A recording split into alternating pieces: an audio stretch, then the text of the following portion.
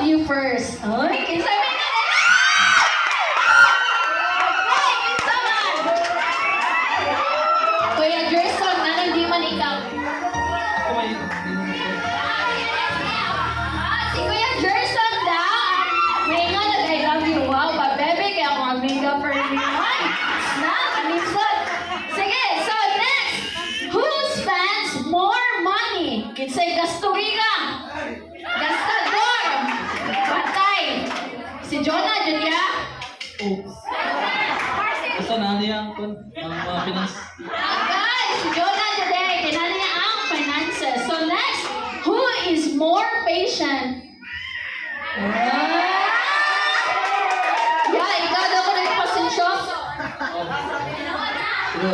Ano si Jerson?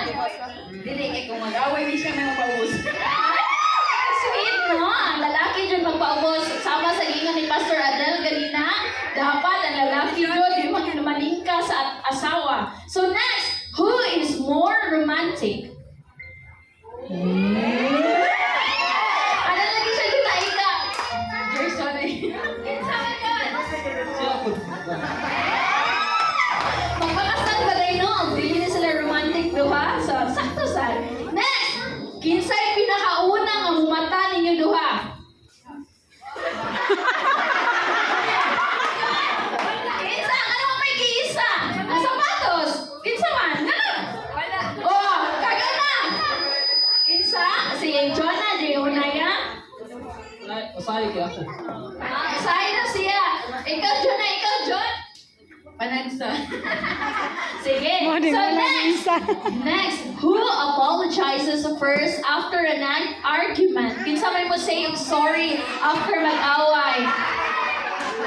No, gahi dyan yung mga teen girls. Gahi dyan mi. Ay, ano ko mag-sorry mi? Sakto na yan? Sakto! Diba?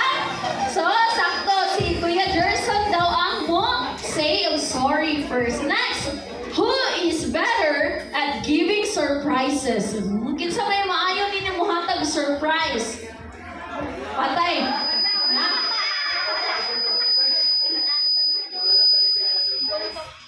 Okay, kinsa? Kinsa may mo mas better ninyo muhatag surprises?